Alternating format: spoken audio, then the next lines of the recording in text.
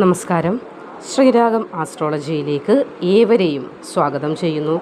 നമ്മൾ മനുഷ്യരുടെ ജീവിതം എന്ന് പറയുന്നത് ഗ്രഹങ്ങളുടെ ചലനത്തിനനുസരിച്ചുള്ള ഒരു പ്രവാഹമാണ്. ഗ്രഹങ്ങൾ ഓരോന്ന് പറയുന്നു, അല്ലെങ്കിൽ അവർ ഓരോന്ന് വിധിക്കുന്നു. അതിനനുസരിച്ച് നമ്മൾ മനുഷ്യർ ചലിച്ചു മുന്നോട്ട് പോകുന്നു. ചിലപ്പോൾ അതൊരു തെളിനീര് പോലെ ശാന്തമായ അവസ്ഥയിലാകാം, എന്നാൽ ചില സമയങ്ങളിൽ അതാകെ കലങ്ങി മറിഞ്ഞ കാലുഷ്യമായ ഒരു അവസ്ഥയിലൂടെയുമാകാം.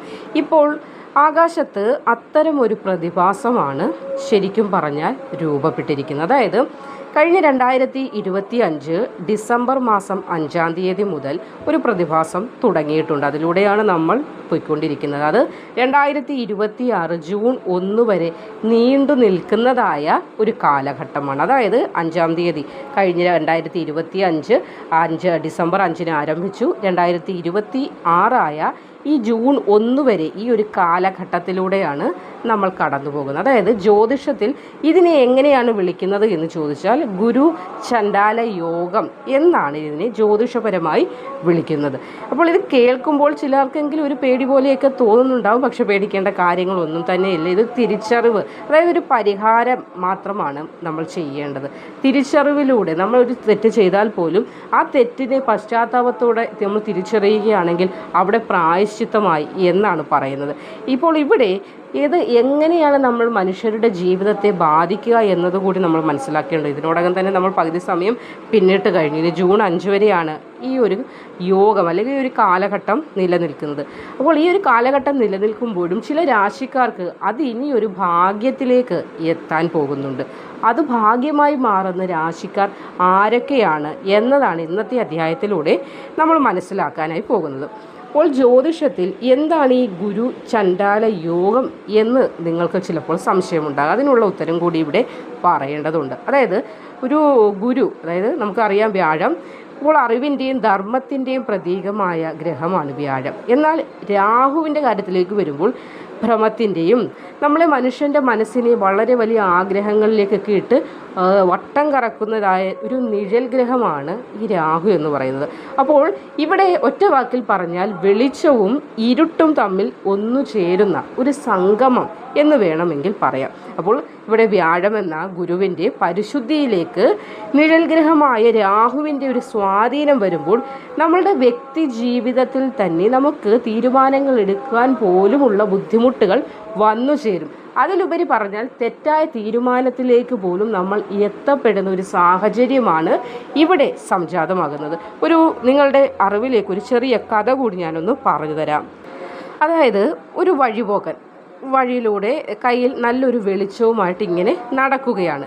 ഇടയ്ക്ക് ഒരു മൂടൽ മഞ്ഞ് അങ്ങോട്ട് വന്നു വീഴുന്നുണ്ട്. അപ്പോൾ അവിടെ എന്താണ്? അവിടെ വെളിച്ചം ഇല്ലല്ലോ.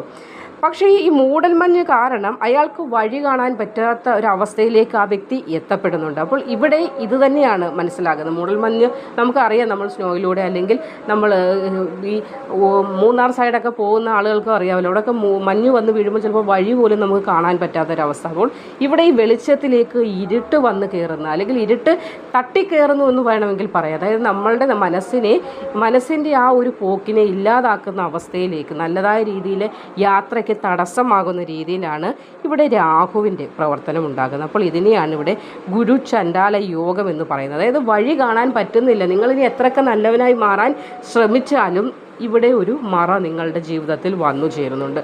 അറിവില്ലായ്മയിലേക്ക് പോകാനും തെറ്റുകൾ ചെയ്യാനും അപ്പോൾ നേരെ ബുദ്ധി നഷ്ടപ്പെടുന്നു എന്നതാണ് ഇവിടെ.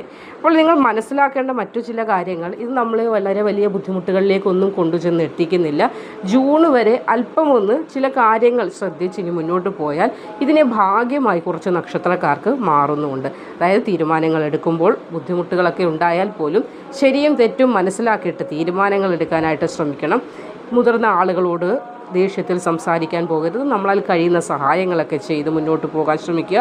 അനാവശ്യമായ കൂട്ടുകെട്ടുകളിൽ ചെന്ന് ചാടാതിരിക്കാനും ശ്രമിക്കേണ്ടതാണ്.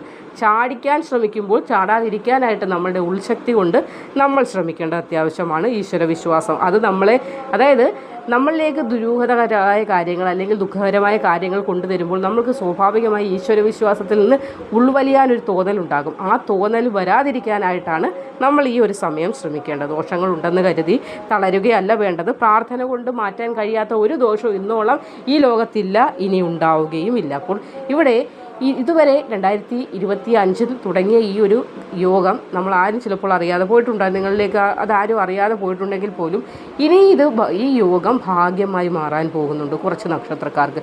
അതുകൊണ്ട് ഇനി പറയുന്ന ആ നക്ഷത്രക്കാർ ഈ ഒരു കാര്യങ്ങളൊക്കെ ചെയ്ത് മുന്നോട്ട് പോകണം. അതായത് വ്യാഴത്തിൻ്റെ അതിദേവനാണല്ലോ ഭഗവാൻ വിഷ്ണു. അപ്പോൾ വ്യാഴാഴ്ചകളിൽ എല്ലാവരും വീട്ടിൽ വിഷ്ണു സഹസ്രനാമം ജീവിക്കുന്നവരാണ്. മനസ്സിന് തെളിച്ചം ഉണ്ടാകാൻ ഇനിയും അത് തുടർന്നു കൊണ്ട് മുന്നോട്ട് പോകേണ്ടത് അത്യാവശ്യമാകുന്നു. കൂടാതെ രാഹുവിൻ്റെ ദോഷം തീർക്കാനായിട്ട് മഹാദേവനേക്കാൾ വലിയൊരു ശക്തി വേറെയില്ല. രാഹുവിനെ പിടിച്ചു കെട്ടാൻ മഹാദേവന് കഴിയും. അതായത് മഹാദേവന് കഴിയാത്തത് ഒന്നുമില്ല. ദിവസവും ഒരു തുള്ളി തീർത്ഥം സേവിക്കേണ്ടത് അത്യാവശ്യം. അതായത് നിങ്ങളുടെ പൂജാമുറിയിൽ നമ്മൾ കിണ്ടിയിൽ ജലം വെക്കുമ്പോൾ അതായാലും മതി. അല്ലെങ്കിൽ ഒരു കുമ്പിൾ ജലം എടുത്തതിന് ശേഷം ഭഗവാൻ മഹാദേവനെ ഓം നമഃ ശിവായ ഒരു 11 തവണ ജപിച്ച് അല്ലെങ്കിൽ 21 തവണ ജപിച്ചതിന് ശേഷം ആ തീർത്ഥം സേവിക്കുന്നതും വളരെയധികം ഉത്തമമാണ്. മുതിർന്നവരെ ബഹുമാനിക്കുക, അവരെ ഒരു രീതിയിൽ അവർക്ക് വിഷമുണ്ടാകുന്ന കാര്യങ്ങൾ ചെയ്യാതിരിക്കുക. ഇനി മഞ്ഞ നിറത്തിലുള്ള വസ്ത്രമോ അതല്ലെങ്കിൽ മധുര പലഹാരം, മഞ്ഞ നിറത്തിലുള്ള മധുര ലഡുവൊക്കെ ആർക്കെങ്കിലും ദാനമായി കൊടുക്കാൻ, സാധുക്കൾക്കായ ആളുകൾക്ക് ദാനമായി കൊടുക്കാനൊക്കെ ശ്രമിക്കുന്നതും ഉത്തമമായ കാര്യമാണ്. ഇനിയാണ് നമ്മൾ പ്രധാന പോയിന്റിലേക്ക് കടക്കാൻ പോകുന്നത്. അതായത് നിങ്ങൾ കാത്തിരുന്ന ഈ ഗുരു ചണ്ഡാല യോഗ ഇതുവരെ നെഗറ്റീവ് ഇമ്പാക്റ്റ് ഉണ്ടാക്കിയെങ്കിൽ ഇത് പോസിറ്റീവായിട്ട് മാറാൻ പോകുന്നത്, ദോഷങ്ങളൊക്കെ മാറി ജൂൺ 1 വരെയുള്ള സമയം ഇനി മാറ്റത്തിൻ്റെതായ കാഹളം ഏപ്രിൽ 2 മുതൽ തുടങ്ങാൻ പോകുന്ന സമയം, ഭാഗ്യത്തിൻ്റെ വാതിൽ തുറക്കപ്പെടാൻ പോകുന്നതായ കുറച്ച് രാശിക്കാരുണ്ട്. അതായത് 3 രാശിക്കാർ. അതിൽ ആദ്യത്തെ രാശി വരുന്നത് മകയിരം, തിരുവാതിര, പുണർദം വരുന്ന മിഥുനം രാശിക്കാർക്കാണ്. നിങ്ങളുടെ കർമ്മമേഖലയിൽ ഇന്നലെ വരെ ഒരു താഴ്ചയായിരുന്നു ഉണ്ടായിരുന്നത്, ആണോ അല്ലേ എന്ന് നിങ്ങൾ കമൻറ്റ് കൂടെ ചെയ്യുക. ഇനി അതിനൊരു മാറ്റം വരാനായി പോവുകയാണ്. ഡിസിഷൻ എടുക്കാൻ പറ്റാത്തൊരവസ്ഥയിലൂടെ നിങ്ങൾ കടന്നുപോയിട്ട്, അതായത് ഈ ഇടയ്ക്ക് മിഥുനം കഴിഞ്ഞ ഡിസംബർ മുതലുള്ള സമയം 5-ാം തീയതിക്ക് ശേഷം ഇങ്ങോട്ട് ഒന്നിലധികം ജോലിക്കുള്ള ഓഫറുകൾ വരെ നിങ്ങൾക്ക് വന്നിട്ടുണ്ടാകും. ഏതെടുക്കണം ഏതെടുക്കണ്ട എന്നുള്ള ആകെ ഒരു മനസ്സിൽ കൺഫ്യൂഷന് നിങ്ങൾക്കുണ്ടായിട്ടുണ്ട്. ചിലപ്പോൾ രണ്ടും കയ്യിൽ നിന്ന് കൺഫ്യൂഷൻ കാരണം പലതും കാത്തിരുന്ന് ഏറ്റവും അവസാനം രണ്ടും പോയ അവസ്ഥയും ചിലപ്പോൾ ഈ മിഥുനം രാശിക്കാർ അനുഭവിക്കുന്നുണ്ടാകും. ശരിയോ തെറ്റോ നിങ്ങൾ കമൻറ്റ് ചെയ്യുക. അപ്പോൾ അങ്ങനെ ഒരു അവസ്ഥ ഇനി മാറ്റം വരാൻ പോവുകയാണ്. നല്ലൊരു ജോലിയുടെ ഓഫർ നിങ്ങളുടെ മുന്നിലേക്ക് വരും. പ്രതീക്ഷയോടുകൂടി കാത്തിരിക്കുക. പുതിയ സംരംഭങ്ങളൊക്കെ തുടങ്ങാനുള്ള ചില മനസ്സിലേക്ക് ആശയങ്ങളൊക്കെ വരാൻ സാധ്യതയുണ്ട്.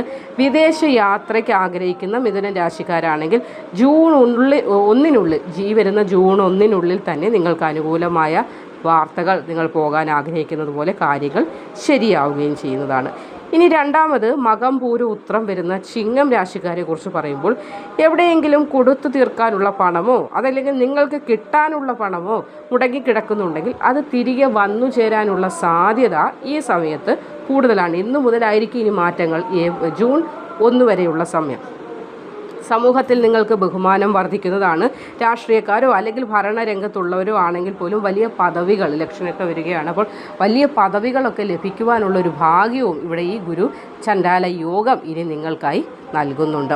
ഇനി അടുത്തത് വിശാഖം, അനിഴം, തൃക്കേട്ട വരുന്ന വൃശ്ചികം രാശിക്കാരുടെ കാര്യം പറയുമ്പോൾ കുടുംബത്തിൽ സന്തോഷം വരാൻ പോകുന്നു. അതായത് ഈ 2025 ഡിസംബർ 5 മുതൽ ഇത് അല്പം നെഗറ്റീവായിട്ടുള്ള കാര്യങ്ങളെയാണ് നിങ്ങൾക്ക് സംഭാവന ചെയ്തു എങ്കിൽ പോലും ഇനി ഇത് മാറ്റത്തിലേക്ക് പോകുന്നുണ്ട്. അപ്പോൾ മുമ്പേ പറഞ്ഞതുപോലെ വിഷ്ണു സഹസ്രനാമമൊക്കെ ജപിക്കുക, വിഷ്ണു ക്ഷേത്ര ദർശനം നടത്തുക, കൂടാതെ മഹാദേവനെ പ്രാർത്ഥിക്കുക. ഞാൻ പറഞ്ഞതുപോലെ അല്പം തീർത്ഥം, അതായത് നിങ്ങൾക്ക് ഇന്ത്യയിൽ നിന്നുള്ള ജലമാകാം, അതല്ലെങ്കിൽ കൈവെള്ളയിൽ രാവിലെ എഴുന്നേറ്റിട്ട് കുളിച്ച് ശുദ്ധിയായി വന്നതിന് ശേഷം അല്പം ജലമെടുത്ത് ഭഗവാൻ മഹാദേവന് പഞ്ചാക്ഷരി മന്ത്രം, എത്ര ക്ഷുദ്ര ആര് ചെയ്താലും എന്ത് ശത്രുദോഷം ചെയ്താൽ പോലും ഭഗവാനെ പ്രാർത്ഥിച്ച് ആ വെള്ളം സേവിച്ചാലും മതി. വേറെ ഒന്നും നിങ്ങൾ ഭയപ്പെടേണ്ട കാര്യമില്ല. അപ്പോൾ ഇവിടെ വൃശ്ചികം രാശിക്കാർക്ക് പുതിയൊരു വീടോ വാഹനമോ ഒക്കെ സ്വപ്നം കാണുന്നവരാണെങ്കിൽ അതൊക്കെ നടപ്പിലാക്കാനുള്ള ആ ഒരു പ്ലാനൊക്കെ തയ്യാറായി വരുന്ന സമയമാണ്. വിദ്യാർത്ഥികൾക്കും പഠനകാര്യങ്ങളിൽ വലിയ ശ്രദ്ധയും വിജയവും ഒക്കെ കൈവരിക്കാൻ സാധിക്കുന്ന ഒരു സമയം വരെ കൂടിയാണ് ജൂൺ 1 വരെ. അതായത് ഇപ്പോൾ മുതൽ ഇനി ജൂൺ 1 വരെ നിങ്ങൾക്ക് വന്നു ചേരുന്നു. അപ്പോൾ പ്രിയപ്പെട്ടവരെ നിങ്ങൾ മനസ്സിലാക്കുക, ഗ്രഹഗതികൾ മാറിക്കൊണ്ടേയിരിക്കും. നമ്മൾ അതിനനുസരിച്ച് ടെൻഷനാവുകയോ വീണുപോവുകയോ ഒന്നുമല്ല വേണ്ടത്. നമ്മൾ വീണ്ടും ഉത്തേജനം ഉണ്ടായി അല്ലെങ്കിൽ വീണ്ടും ശക്തി പ്രാപിച്ച് മുന്നോട്ട് വരാനായിട്ട് പ്രാർത്ഥനകളും വഴിപാടുകളൊക്കെ ചെയ്താൽ മതിയാകും. നമ്മുടെ കർമ്മവും പ്രാർത്ഥനയും ശുദ്ധമാണെങ്കിൽ ഈ പറഞ്ഞ ഒരു യോഗത്തിന് നമ്മളെ തൊട്ട് ഒരു ബുദ്ധിമുട്ടുണ്ടാക്കാനായിട്ട് സാധിക്കില്ല. നമ്മളെ തൊട്ട് തടവി അതങ്ങ് പോവുകയുള്ളൂ. അഥവാ നമ്മൾ പ്രാർത്ഥന മുടക്കുമ്പോൾ ഈ ഗ്രഹ ദോഷങ്ങൾക്ക് നമ്മളിലേക്ക് കൂടുതൽ ആവാഹിക്കാനുള്ള അല്ലെങ്കിൽ കടന്നുകൂടാനുള്ള സാധ്യത നമ്മൾ തന്നെ ഒരുക്കി കൊടുക്കുകയും ചെയ്യുന്നുണ്ട് ചിലപ്പോഴൊക്കെ. അപ്പോൾ ഈ 2026 ജൂൺ 1 വരെ ഇപ്പോൾ മുതൽ നല്ലൊരു മാറ്റം വന്ന് ചേരുകയാണ്. അപ്പോൾ ഈ വീഡിയോ നിങ്ങൾക്ക് ഉപകാരപ്പെട്ടുവെന്ന് വിചാരിക്കുന്നു. ഇതുവരെ ഈ യോഗത്തെക്കുറിച്ച് അറിയാത്തവർ, നിങ്ങൾക്ക് ജീവിതത്തിൽ വന്ന വിഷമങ്ങളൊക്കെ ഓർത്ത് ഒരുപാട് തളർന്നിരിക്കുന്നവർ വളരെ ഊർജ്ജസ്വലരായി വീണ്ടും ഒരു ഫീനിക്സ് പക്ഷിയെ പോലെ ഉയർത്തെഴുന്നേൽക്കാനായിട്ട് ശ്രമിക്കുക. ഒരു വിധ ബുദ്ധിമുട്ടുകളും ഉണ്ടാക്കുന്ന സമയത്തിലല്ല നിങ്ങളിപ്പോൾ നിൽക്കുന്നത്. ഈ 3 രാശിക്കാർക്ക് ഈ ഗുരുചണ്ഡാല യോഗം വളരെ ഭാഗ്യത്തെയാണ് നൽകുന്നത്. മഹാവിഷ്ണുവിനെ പ്രാർത്ഥിക്കുക, മഹാദേവനെ പ്രാർത്ഥിക്കുക, ധൈര്യസമേതം മുന്നോട്ട് പോകുക. നിങ്ങളുടെ സമയമാണ് തുടങ്ങിയിരിക്കുന്നത്. ജൂൺ 1 വരെ നിങ്ങൾ ഇതുവരെ എന്തൊക്കെ നഷ്ടപ്പെട്ടോ, കഴിഞ്ഞ 2025 ഡിസംബർ 5 മുതൽ എന്തൊക്കെ നഷ്ടപ്പെട്ടോ അതിനിരട്ടിയായിട്ട് ഇനി ജൂൺ 1 നിങ്ങളെ ഭാഗ്യം തേടിയെത്തുന്ന സമയമാണ്. എല്ലാവർക്കും നല്ലവിധ മാറ്റങ്ങൾ ജീവിതത്തിൽ ഉണ്ടാകട്ടെ എന്ന് ആശംസിക്കുന്നു. നിങ്ങളുടെ സംശയങ്ങളൊക്കെ കമൻ്റായിട്ട് രേഖപ്പെടുത്താനും മറക്കേണ്ട. നന്ദി.